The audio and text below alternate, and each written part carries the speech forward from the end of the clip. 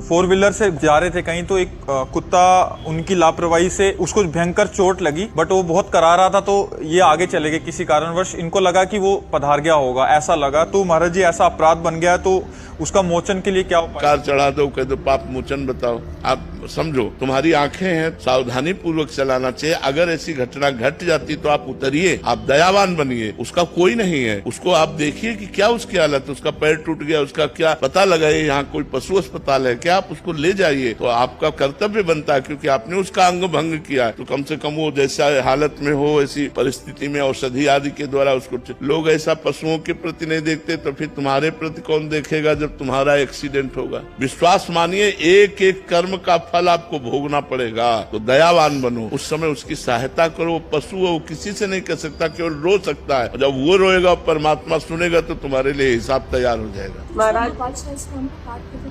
सबसे बड़ा परेशानी है कि आप गाड़ी से उतरी क्यों नहीं, आप उसको देखा क्यों नहीं। आप कंट्रोल में थी, आप उसे जान रहे, दुख पा रहा, फिर आप नीचे नहीं उतर रहे, तो गोपाल शास्त्र नाम पाठ करते हुए भी उसका दंड मिलेगा आपको। कुछ अपराध ऐसे होते हैं जो अनजाने में, अब हाईवे पे या एक्सप्रेस जो बड़े बड़े रोड है, अब वो कंट्रोल नहीं कर सकता, वो अचानक भाग करके आई है और धक्का लगा मर गए, तो उस समय भगवान नाम कीर्तन आदि से वो बकाया वो माना नहीं जाएगा पाप। क्योंकि उस समय आपकी ना मानसिकता है कि आप उसे मारे, और ना आपके बस में कि आप गाड़ी रोक सके। लेकिन आप गाड़ी जाना कि वो पशु दुख युक्त हुआ और फिर भी आप छोड़ के चल दिए, ये प्रमाद स्थिति है। भगवान से प्रार्थना करो, वही क्षमा कर सकते।